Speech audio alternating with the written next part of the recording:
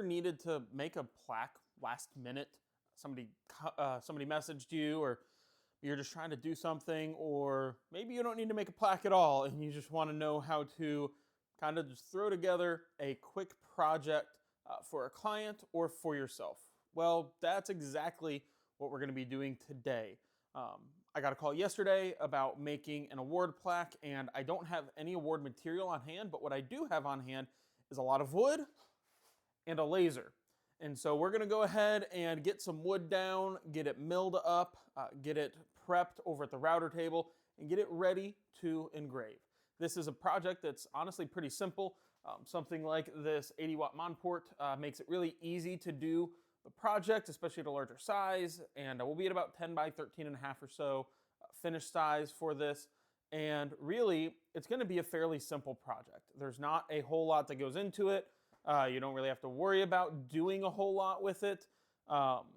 Possibly going to be doing a keyhole bit on the back for hanging, and I also might just do some standard hanging hardware like a sawtooth hanger. Probably going to go that route because it's a lot simpler than doing a keyhole. But yeah, it doesn't have to be complicated to do projects like this, and honestly, they can make your business good money. If you've not tried them, then I definitely recommend it. So let's go ahead, jump on over to the planer across the way from me, and we'll get to breaking down some material. So, like always, we're starting out with going to the planer. Now, I'm just going to skip plane this. I don't need to worry about jointing it or anything. We're going to cut it down relatively small, and I'm going to be able to sand out any issues that we might get. But then I'm going over to the table saw, and I'm just going to roughly joint one edge using my fence and then cut to width. Now, I know that we had said 10 by 13 or so is what we were going to do, but we ended up going with 8 by 10. It looked better.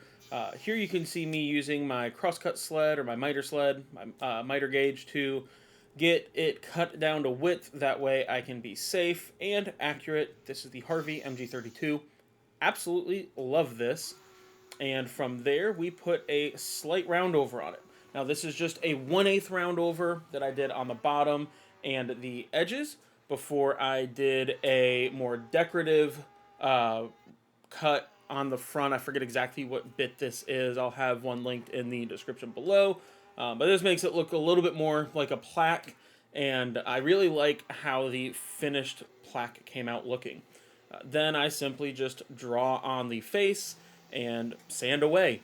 Something like this, I don't really worry about sanding up through the grits. I hit it with 80, and then I hit it with 220.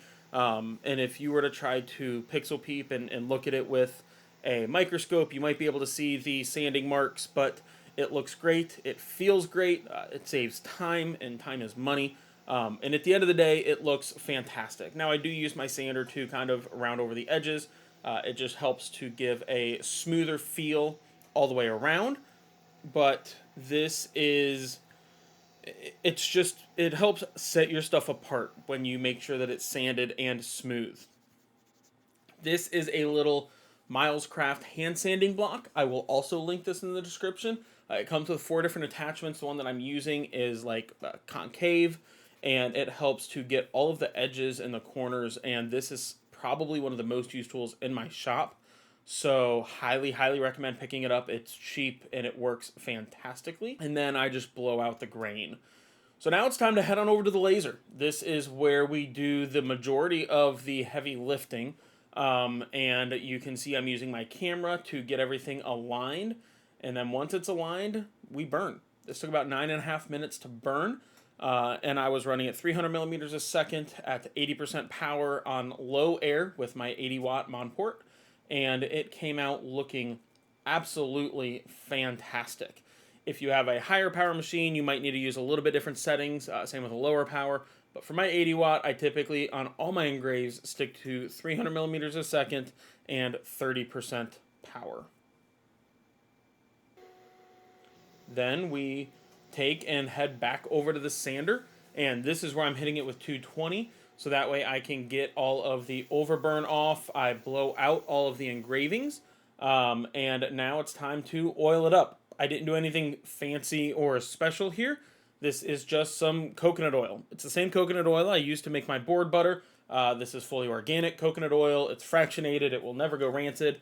And I love the way that it looks, and it gave this the perfect finish. This plaque we were able to sell for $50, and I think that local businesses, churches, anybody else would love to have something like this. As you can see, it only took a couple minutes to make, and it looks fantastic. Big shout out to Bradley at our church for making our new radio station happen. Thank you, Bradley, and I hope you enjoy the plaque, and I hope you enjoyed this video. Be sure to like the video, follow for more, and hit that subscribe button down below. Leave me any questions in the comments, and I'll do my best to get back with them. Thank you for watching, and we'll catch you in the next one.